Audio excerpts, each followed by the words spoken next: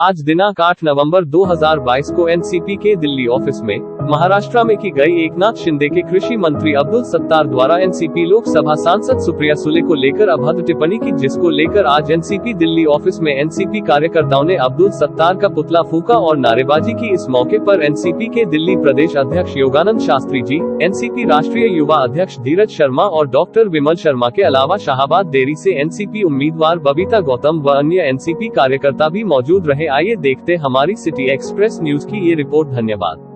मैं सोनू गिरी स्वागत करता हूं आपका सिटी एक्सप्रेस न्यूज़ में। आज हम मौजूद हैं एनसीपी ऑफिस में और हमारे साथ हैं योगानंद शास्त्री जी। और आइए जानते हैं यहाँ पर एक जो यहाँ पुतला फूंका जा रहा था उसके बारे में जानते हैं। क्या ये जो महाराष्ट्र गवर्नमेंट को लेकर के ये पुतला था, तो ये किनका था और क्यों था, आप बताएं थोड़ा सा। देखिए, महाराष्ट्र सरकार में अब्दुल सत्तार नाम के एक व्यक्ति हैं, कृषि मंत्री।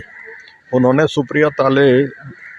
सुप्रिया जी के खिलाफ अभद्र शब्द बोल के उनका अपमान किया है। भारतीय संस्कृति में इस तरह के शब्दों की सदा से ही भर्त्सना की जाती है। उन्होंने जो कुछ किया वो पूरी नारी जाति का अपमान है। ऐसे व्यक्ति को कैबिनेट में रखना अपने आप में बहुत बुरा है। तो हमने आग्रह किया है कि एकनाथ शिंदे को तुरंत उस व्यक्ति को बर्खास्त कर देना चाहिए और आगे से इस तरह का व्यवहार जो भी करे, गाली दे, अभद्र शब्दों का प्रयोग करे, ऐसे व्यक्तियों को कभी भी मंत्रिमंडल में नहीं लेना चाहिए। तो कुछ दिन पहले तक सर एकनाथ शिंदे जी जो है एनसीपी के ही एक मंत्री थे और उन्होंने ये दिखाया था कि भैया एकनाथ शिंदे अलग होकर के एक अच्छी राजनीति को बढ़ावा देने के लिए अलग हुए हैं। तो अब क्या इस तरीके से अगर बातें खुद आ रही हैं तो क्या इस पर क्या कहेंगे आप? एकनाथ शिंदे पहले ही विद्रोही हो गए थे, तो समझा जा सकता है कि वो क्या हैं। और इस समय जिस तरह की कार्यवाहियाँ वहाँ हो रही हैं और फडणवीस साहब जो पहले मुख्यमंत्री थे, उनसे दब करके जो काम किया जा रहा है, उससे हम कह सकते हैं कि एकनाथ शिंदे का कोई प्रभाव अब वहाँ नहीं है। धोखा देकर, विद्रोह करके उन्होंने उद्धव साहब की सरकार को गिराया, जबकि उद्धव जी ने उन पर पूरा विश्वास किया था। अस्वस्थ होने के कारण उद्धव साहब बहुत ज़्यादा सक्रिय नहीं हो पाए, कई उनके ऑपरेशन हुए। ऐसे समय में विश्वासघात करना बहुत अधिक निंदनीय है। तो जैसे कि उन्होंने एकनाथ शिंदे जी ने जो है उस समय एक एनसीपी की जो है कमान को बिल्कुल दूसरी जगह जा करके मिल करके और एक तरह से पार्टी को गिरा दिया। तो आगे आने वाले चुनावों में एनसीपी की क्या इस तरीके से ऐसे लोगों के खिलाफ रणनीतियां रहेंगी? देखिए, हम ऐसे किसी भी व्यक्ति को अपने अंदर स्वीकार नहीं करेंगे जो इस प्रवृत्ति का हो। अच्छे, ईमानदार और समर्पित भाव के लोगों को साथ लेंगे और ऐसे लोगों की भर्त्सना करेंगे। अभी सर ये तो रही महाराष्ट्र की बात, अभी दिल्ली में भी एमसीडी चुनाव है। एमसीडी चुनावों को लेकर के एनसीपी की क्या योजना है? एमसीडी चुनाव में हम प्रत्येक वार्ड में अपने प्रत्याशी उतार रहे हैं।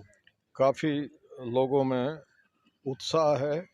बहुत सारे हमारे प्रत्याशी आ चुके हैं और आने वाले दिनों में ये संख्या पूरी हो जाएगी। 250 प्रत्याशी हम उतारेंगे और इसलिए उतारेंगे कि हम दिल्ली को स्वच्छ, सुंदर और अच्छी बनाना चाहते हैं। नारे बहुत दिए गए थे।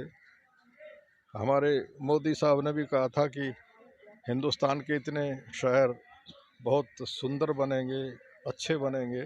वो बातें रह गई, उस पर कोई कार्रवाई नहीं हुई। आने वाले चुनावों में एनसीपी को क्या उम्मीदें हैं दिल्ली से एमसीडी चुनाव को लेकर के?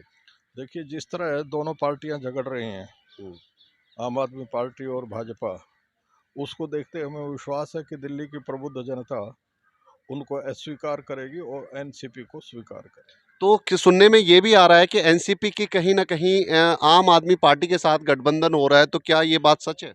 नहीं, अभी तक ऐसी कोई बात नहीं है। यदि कुछ जरा सा भी हुआ तो सबसे पहले आप लोगों से आग्रह हम करेंगे, बुलाएंगे और बतलाएंगे। तो आगे अभी एनसीपी दिल्ली में कितनी सीटें उतार रही है? जैसा मैंने आपको बतलाया, यहाँ पर 250 वार्ड हैं और सभी पर हमारे प्रत्याशी चुनाव लड़ेंगे। तो ये थे हमारे साथ योगानंद शास्त्री जी, जो कि एनसीपी के बारे में बहुत ही अच्छी जानकारी दी। आने वाले चुनाव में एमसीडी के दिल्ली में भी और की राजनीति को लेकर भी उन्होंने बहुत ही अच्छी मतलब हमें सूचना दी या जानकारी दी। जो आज ये पुतला जो फूका जा रहा था, इसके बारे में क्या कहेंगे? किसका पुतला था और क्या इसकी वो थी? देखिए, जैसा कि आपने देखा कि जो महाराष्ट्र के मंत्री हैं, उनके उनके द्वारा जो सुप्रिया ताई के बारे में गलत शब्दों का इस्तेमाल किया गया, उसके विरोध में आज हमने ये पुतले का यहाँ पे दहन किया। और मेरा मानना है कि ऐसे मनोरोगियों को, जो एक महिला का सम्मान नहीं कर सकते, उसको सरकार तो क्या, देश में रहने का भी अधिकार नहीं। ऐसे लोगों को तो जूते मारकर बीच सड़क पर उनको सिखाना चाहिए कि महिलाओं का सम्मान कैसे किया जाता है। तो उनका नाम क्या था जो मंत्री थे वो? देखिए, अब्दुल सत्तार जो वहाँ पे मंत्री हैं महाराष्ट्र में, महाराष्ट्र सरकार के अंदर, मैं एकनाथ शिंदे जी से भी अपील करूंगा कि इस तरह के जो मंत्री हैं उनकी सरकार के अंदर, उनको तत्काल प्रभाव से बर्खास्त करें और अपने सभी मंत्रियों को हिदायत भी दें कि इस तरह की कोई टिप्पणी किसी महिला के बारे में कभी ना की जाए। तो सर, आपसे एक सवाल है कि अभी जो दिल्ली में एमसीडी जो चुनाव आने वाले हैं, तो इस पर एनसीपी की क्या रणनीति है? जी, हम लोग पूरी तैयारी से एमसीडी चुनाव लड़ रहे हैं। हमारे पास दिल्ली के बहुत बड़ा नेता आदरणीय डॉक्टर योगानंद शास्त्री जी के चेहरे पे हम एमसीडी चुनाव में उतर रहे हैं और हमें पूरा भरोसा है कि दिल्ली की जनता हमारे को पूरा समर्थन देगी, क्योंकि दिल्ली की जनता, वो भले ही बीजेपी हो, आम आदमी पार्टी हो, बाकी कोई भी दल हो, उसको आजमा के देख चुकी है। अब वो विकल्प तलाश कर रही है। मुझे लग रहा है राष्ट्रवादी कांग्रेस पार्टी के रूप में उनको विकल्प मिल चुका है।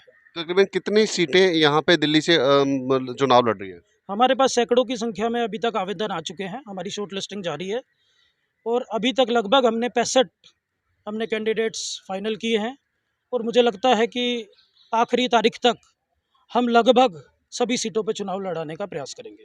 तो जैसे महाराष्ट्र में सर इतनी बढ़िया तरीके से जो चुनाव जीती थी, या मिलकर के जिस तरीके से राजनीति चल रही थी और एक मोड़ आया नया, और आप ही की पार्टी के एकनाथ शिंदे जी दूसरी पार्टी में चले जाते हैं, तो आगे आने वाले चुनावों को लेकर के क्या इस तरीके से वो रहेगी कि इस तरीके से धोखा ना खाया जाए? देखिए, एकनाथ शिंदे जी हमारी पार्टी से नहीं थे, वो शिवसेना से थे। और जिस तरीके से हम सब लोगों ने देखा कि उन्होंने सत्ता के लालच में आके किस तरीके से शिवसेना को धोखा दिया, जनता, महाराष्ट्र की जनता उन लोगों को कभी माफ़ नहीं करेगी। और मुझे लगता है कि जिस तरीके का पैसे का प्रयोग हुआ इस पूरे सरकार को तोड़ने में, अब लोग समझ चुके हैं। आने वाले समय में जब भी इलेक्शन होगा, जनता अब उनको उनकी सही जगह दिखाएगी। धन्यवाद सर। सरकार को बर्खास्त करो, सरकार को बर्खास्त करो,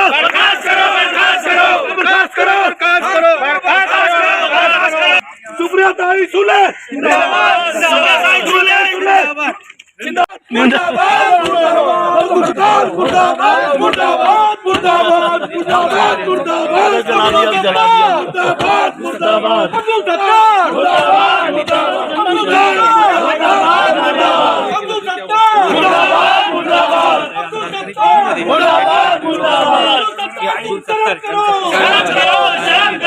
आणि अब्दुल सत्तार यांच्या विरोधात दिल्लीमध्ये राष्ट्रवादीचे दिनेश शर्मा यांच्यासोबत योगानंद शास्त्री कार्यकर्ते या ठिकाणी उपस्थित असलेलं पाहायला मिळते। अब्दुल सत्तार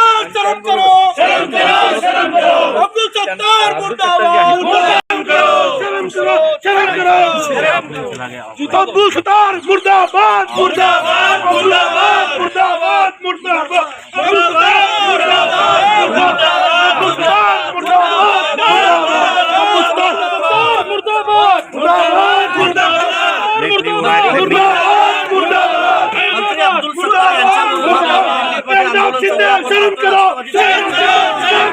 शर्म करो, अब्दुल सत्तार को बर्खास्त करो, बर्खास्त करो, अब्दुल सत्तार मुर्दाबाद।